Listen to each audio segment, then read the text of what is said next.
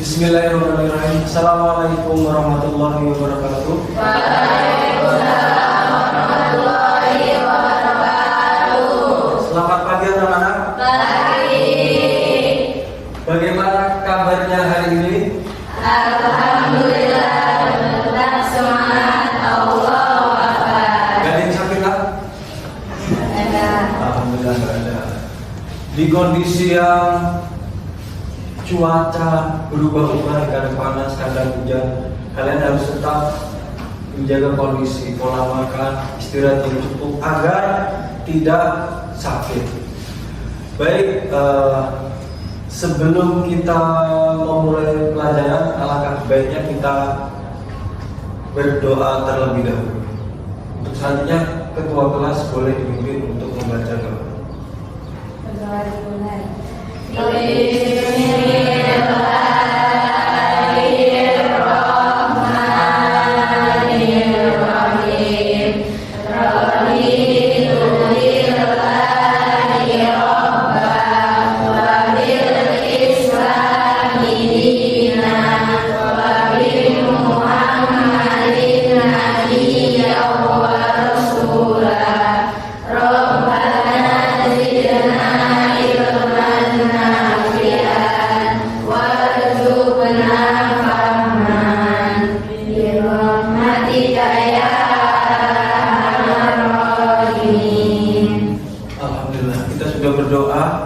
Selanjutnya sebelum kita belajar, minta tolong dicek keadaan sekitar. Kalau ada sampah tolong diambil. Jadi kita harus peduli akan kebersihan kita. Kalau ada sampah dibersihkan dulu ya. Baik, sekarang kita absensi terlebih dahulu.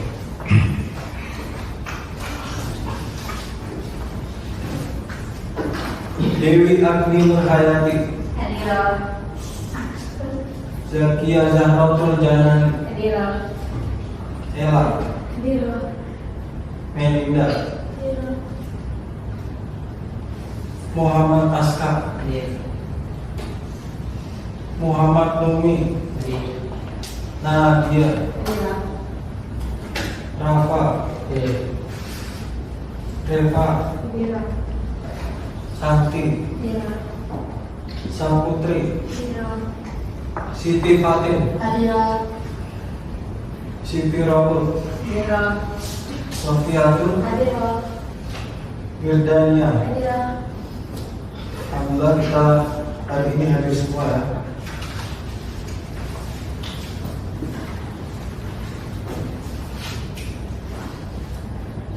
Sebelum kita masuk ke pelajaran, Bapak ingin mengetes dulu konsentrasi kalian. Konsentrasi atau enggak di pagi hari ini. Jika Bapak bilang tepuk satu, berarti kalian harus tepuknya sekali. Tapi kalau tepuk dua, tepuknya dua kali. Kalau tepuk tiga, berarti tiga kali. Tapi kalau Bapak bilang tepuk, berarti jangan bertepuk. Tepuk dua, tepuk satu, tepuk tiga, tepuk dua, tepuk tiga, dua. Bisa diulang saja. Ya, oke, kita ulang satu kali lagi. Tepuk dua, satu, tanpa tepuk. Ya. Ingat perintahnya. Kalau perintahnya tanpa tepuk, berarti jangan tepuk tangan. Tapi kalau ada baru tepuk. Tepuk dua, tepuk tiga, tepuk satu, dua. Gak apa-apa. Yang penting habis ini pelajaran kalian harus lebih konsentrasi. Oke. Sebelum memasuki ke materi yang baru, alangkah baiknya kita mengulas materi yang sebelumnya. Materi sebelumnya sejarah kebudayaan Islam, judulnya tentang apa?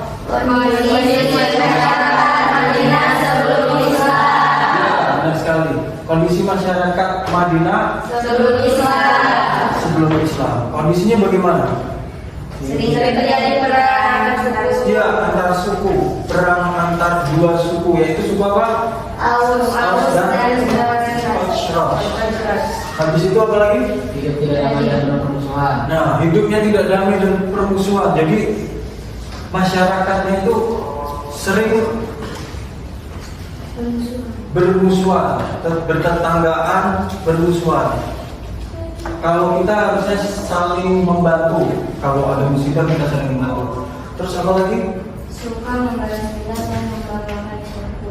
Ya, suka balas dendam kalau ada kesalahan, besok kan balas dendam. Gitu. Itu yang terjadi ketika Madinah sebelum datang Islam. Nah itu konfliknya lama sampai bertahun-tahun. Selanjutnya ada kabar masyarakat Madinah mendengar kabar itu Nabi Muhammad itu datang di Mekah dan tahu perkembangan Madinah, bahwasanya Madinah itu sedang mengalami perpecahan, mengalami yang namanya saling perang.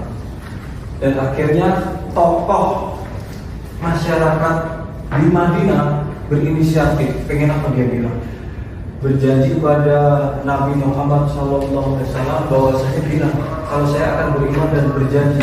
Dan akhirnya Nabi menuju ke kota Madinah.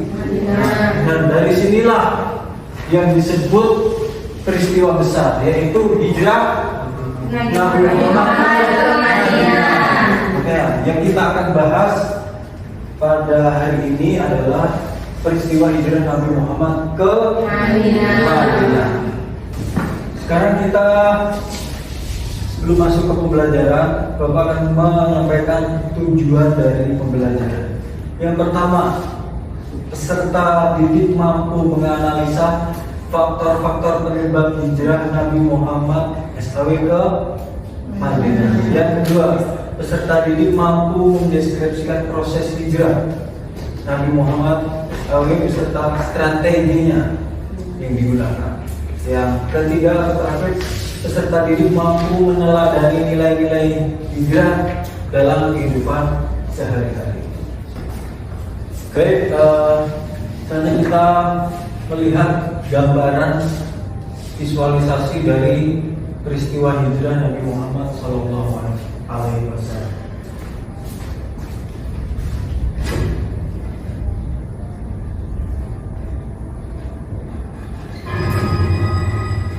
إلى الله نمضي يا هنيئا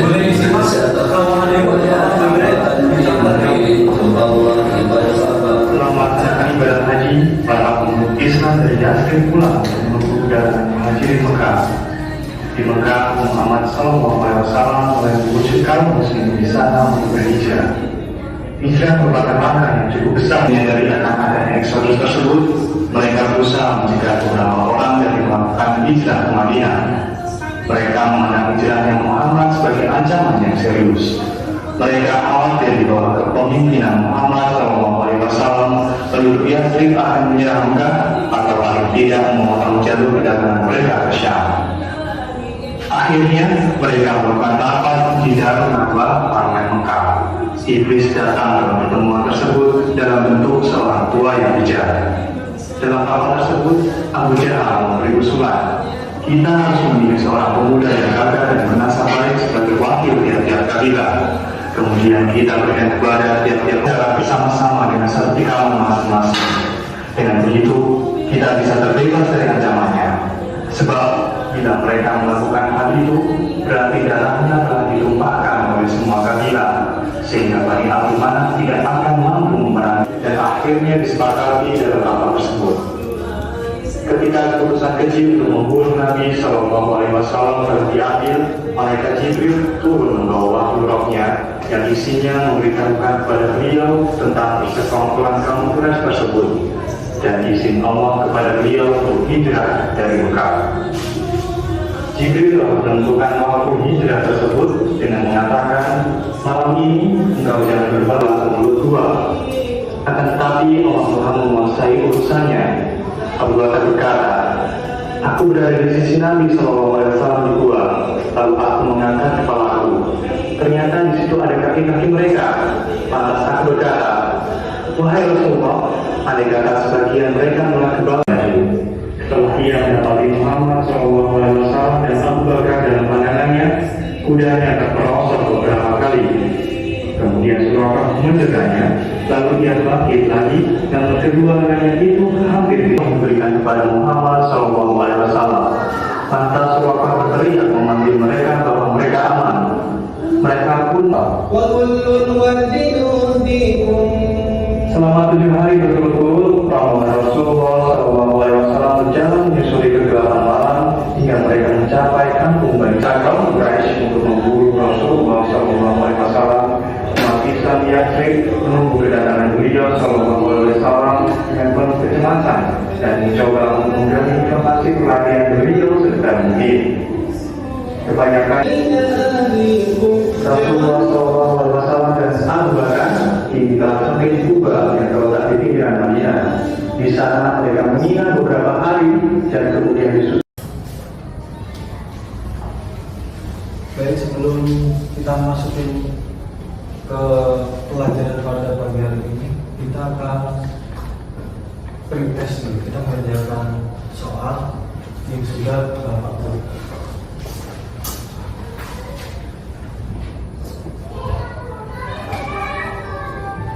Soal pertama, masjid pertama yang dibangun Nabi adalah Kuba.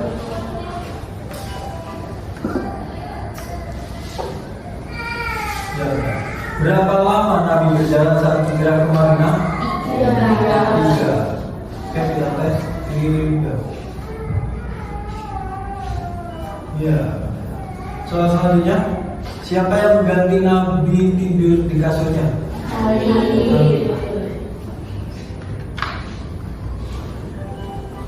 Nah, soal keempat, nama gua tempat Nabi berdiam adalah gua apa tadi? Sur. Kita tes. Sempurna. Pertanyaan terakhir, yang menutupi goa tempat berdiam Nabi itu hewan, laba,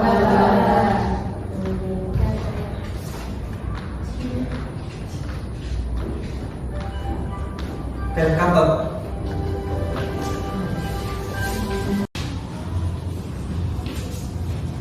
Tadi kita sudah menyimak video visualisasi berkenaan peristiwa hijrah Nabi Muhammad SAW ke Madinah. Terbesit di benak kalian pasti sudah ada gambaran berkenaan dengan perjuangan Rasulullah ketika ke Madinah. Perjuangannya benar-benar sampai ada ancaman pembunuhan dari siapa? Kaum Quraisy. Nah, itu perjalanan sangat luar biasa. Makanya kita sebagai umat Islam perlu meneladani keberanian beliau yang kita terapkan dalam kehidupan sehari-hari. Sekarang kita bahas untuk hijrah Nabi Muhammad SAW ke Madinah. Apa itu hijrah? Hijrah adalah berarti meninggalkan, menjauhkan diri atau berpindah tempat. Terus kemudian hijrah itu ada 2 macam. Yang pertama hijrah makaniah, makan, artinya memakan tempat. Yang kedua hijrah maknawiyah, artinya meninggalkan sesuatu yang dilarang Allah, perbedaan spiritual atau moral. Contohnya hijrah dari hal yang sebelumnya orang itu di lingkaran keburukan berpindah ke lingkaran dalam kebaikan. Dan itu. Jadi hijrah ada 2, makaniah dan maknawiyah. Selanjutnya ada peristiwa dalam hijrah, salah satu contohnya. Jadi hijrah ke Habasyah, sekarang disebutnya Ethiopia. Selanjutnya hijrah ke Taif. Yang ketiga hijrah ke Madinah atau Yasrib. Jadi dulu itu nama kota Madinah itu disebut kota Yasrib. Terus kenapa diganti? Karena Yasrib itu dalam bahasa Arab artinya kurang cocok dan kurang baik. Akhirnya diganti oleh Nabi Muhammad pada tahun 622 Masehi, diganti oleh Rasulullah menjadi kota Madinah. Kenapa disebut Madinah? Karena tempat kota para nabi. Sebenarnya 4 macam hijrah maknawiyah. Maknawiyah itu ada 4 jenisnya. Yang pertama i'tiqadiyah atau keyakinan. Selanjutnya ada fikriyah, pikiran. Yang ketiga ada sulukiyah, tingkah laku. Yang terakhir tentang syuuriyah, cita rasa. Selanjutnya faktor pendorong hijrah ke Madinah. Kenapa Nabi Muhammad SAW itu ke Madinah? Itu ada faktornya. Yang pertama, ancaman semakin keras dari kaum Quraisy karena ditinggal oleh pamannya yaitu Abu Thalib yang ke Siti Khadijah. Nah, pemimpin kaum Quraisy itu menantang Nabi. Jadi ditantang Nabi pada zaman itu. Terus kemudian Yasrib Nabi atau Madinah itu tempat terdekat untuk berpindah. Terus kemudian Nabi Muhammad itu memiliki hubungan persaudaraan. Jadi masih ada saudara di Yasrib. Kemudian penduduk Madinah itu dikenal dengan memiliki budi pekerti, lembut, baik. Terus kemudian yang terakhir, hijrah itu adalah perintah langsung dari Allah SWT. Itu faktornya. Kenapa harus pindah dari mana hijrahnya? Dari Mekah ke Madinah. Terus kemudian reaksi orang kafir Quraisy gimana ketika Nabi itu mau pindah dari Mekah ke Madinah? Yang pertama reaksinya ditolak. Jadi kaum Quraisy itu nggak mau kalau Nabi itu hijrah ke Madinah karena khawatir umat Islam bisa membebaskan beliau. Terus kemudian reaksi Nabi itu pengen membunuh Nabi.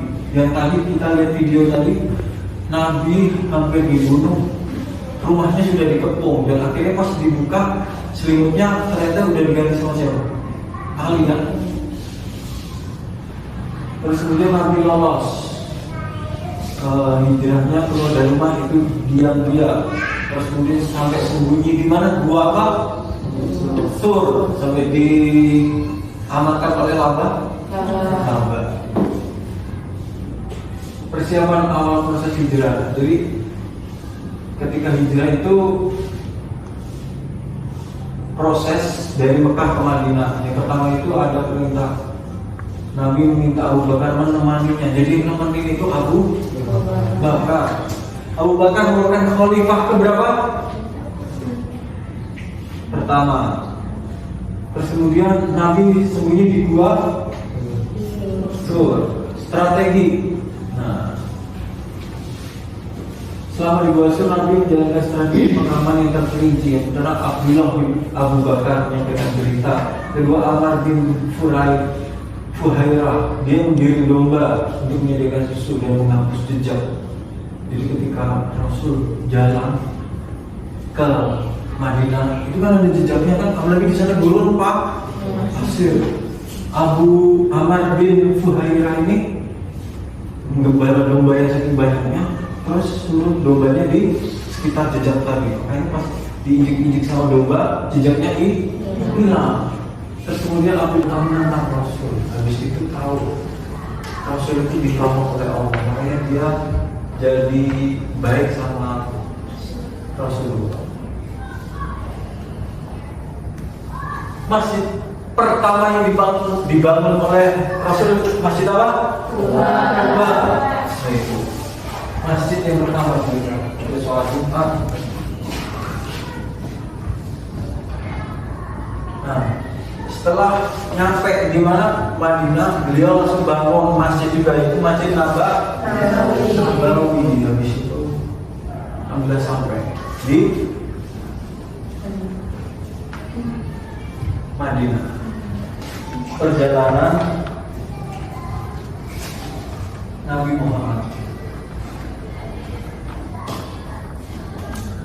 Nah, Madinah di atas sana, sedangkan Mekah di bawah. Perjalanan dari Mekah ke Madinah itu kurang lebih 450 km. Kalau diibaratkan dari Al-Ahun ke Cirebon, siapa pernah Cirebon? Nah, Cirebon, Jawa Barat, perjalanan itu. Kalau sekarang kan ditempuh pakai kendaraan mobil itu terasa lebih cepat. Kalau zaman dulu makanya apa kendaraannya? Kalau berjalan kaki paling pun unta, makanya perjuangannya luar biasa. Jaraknya jauh banget. Kalau ditempuh perjalanan bisa 8 jam. Kalau naik mobil, kalau naik jalan kaki bisa lebih lama lagi. Nah itu. Nah ini kereta perjalanan Rasulullah.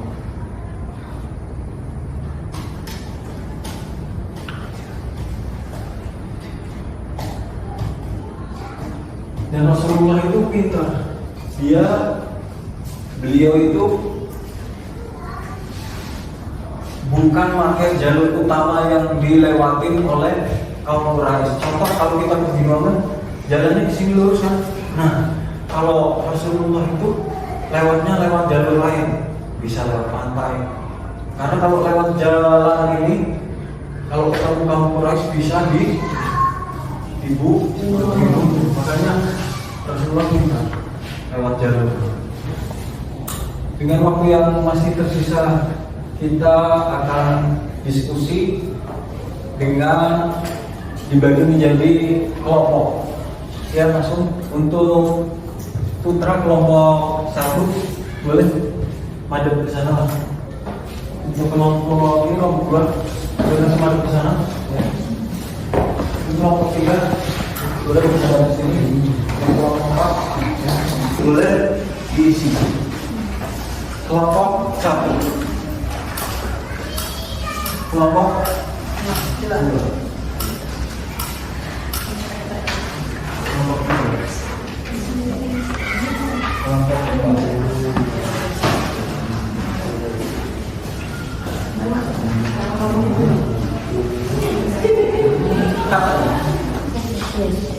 Nah, kelompok 2 soalnya tentang apa ini?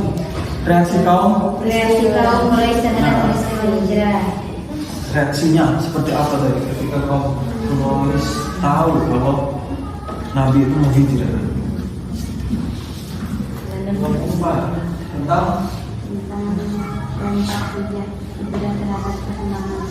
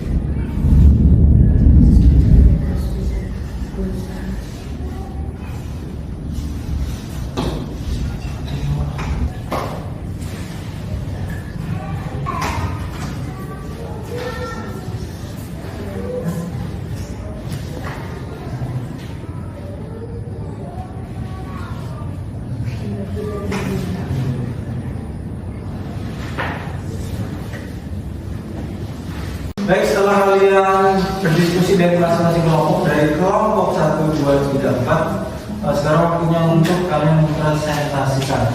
Ya, langsung saja yang pertama dari kelompok 1, silakan.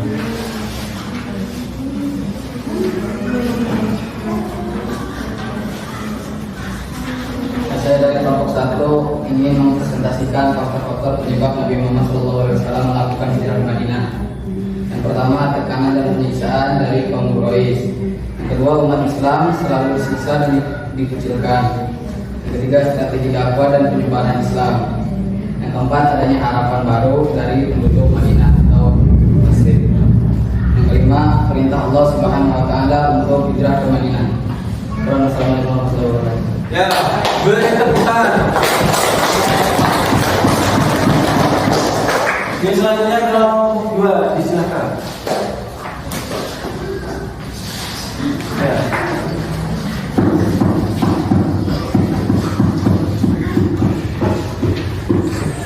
Oke, saya dari kelompok 2 akan mempresentasikan reaksi kaum Quraisy terhadap peristiwa hijrah. 1. Setelah Nabi keluar dari Makkah, Quraisy membuat sayembara hadiah 1 ekor unta bagi siapapun yang bisa menangkap beliau. 2. Suraqah bin Malik sempat mengejar Nabi, tetapi akhirnya sadar dan meminta maaf. 3. Gagal mencegah hijrah. 4. Meskipun mereka sudah berusaha sekuat tenaga, Allah melindungi Nabi. 5. Nabi dan Abu Bakar selamat hingga tiba di Madinah. Terima kasih. Beri tepuk tangan.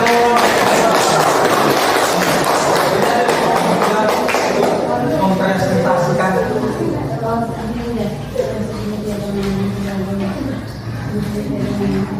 Ya, Assalamualaikum warahmatullahi wabarakatuh.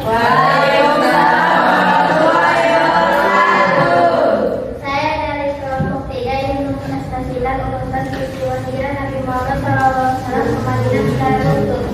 1. Asma binti Abu Bakar mengantarkan makanan dan Abu Bakar memberi informasi tentang situasi Mekah.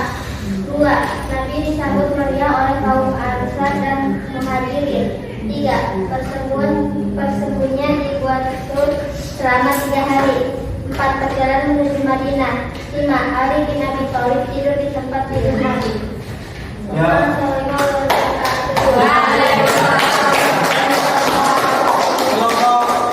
Boleh. Assalamualaikum warahmatullahi wabarakatuh. Saya dari kelompok 4 ingin mempresentasikan dampak hijrah terhadap perkembangan Islam dan nilai-nilai hijrah dalam kehidupan modern. Dampak 1. Terbentuknya masyarakat Islam pertama di Madinah. 2. Lahirnya pemerintahan Islam pertama yang dipimpin Rasulullah SAW. Yang ketiga, disusunnya Piagam Madinah. Yang keempat, Islam berkembang pesat dan tersebar ke berbagai daerah. 5. Terjalinnya persaudaraan antara kaum Muhajirin dan Ansar. Nilai-nilai. 1. Kepemimpinan yang bijak dan amanah.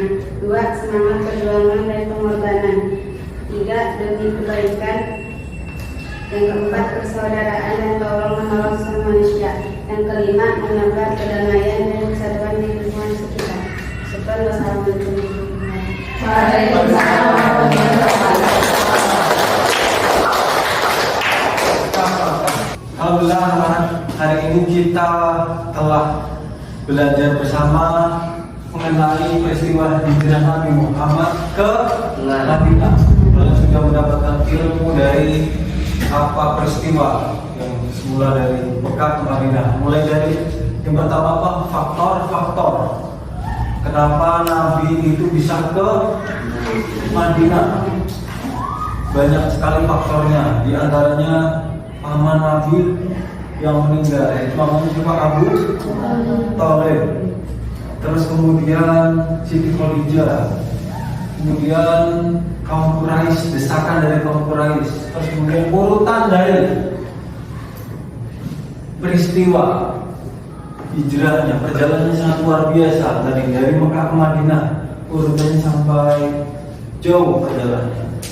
Sampai Nabi Muhammad itu menginap di gua apa? Di gua Tur. Itu untuk apa? Mengelabui para kaum Quraisy biar enggak menangkap. Sampai Sayyidina Ali itu sampai menggantikan Rasul. Ada Suraqah juga yang semua kaum Quraisy ikut membela ke kaumnya Nabi Muhammad karena tahu pertolongan dari Allah. Selanjutnya yang terakhir, kami belajar juga tentang apa hikmah dari perjalanan hijrah Nabi Muhammad dari Mekah ke Madinah. Banyak sekali yang kita dapatkan ilmunya. Di antaranya strategi beliau dari menyusun strategi untuk sampai ke Madinah. Yang selanjutnya ada keberanian sahabat dan Nabi Muhammad ketika perjalanan ke Madinah. Nah, semua itu kita terapkan dalam kehidupan sehari-hari kita. Jangan cuma menjadi sebuah sejarah kebudayaan Islam bacaan atau pengetahuan. Kita terapkan. Kalau keberanian berarti kita harus berani untuk kalau ada sesuatu hal, masalah-masalah, kita harus berani menghadapinya sampai kita ketemu solusi. Nah, kita sebagai seorang murid, hendaknya kita senantiasa belajar terus-menerus, jangan sampai bosan. Alhamdulillah kita telah menyelesaikan pembelajaran pada hari ini. Jangan bermalas-malasan dalam belajar, tetap semangat terus. Untuk pertemuan hari ini kita cukupkan, kurang lebihnya mohon maaf. Kita ucapkan alhamdulillah untuk pembelajaran pada pagi hari. Kurang lebihnya mohon maaf. Wassalamualaikum warahmatullahi wabarakatuh.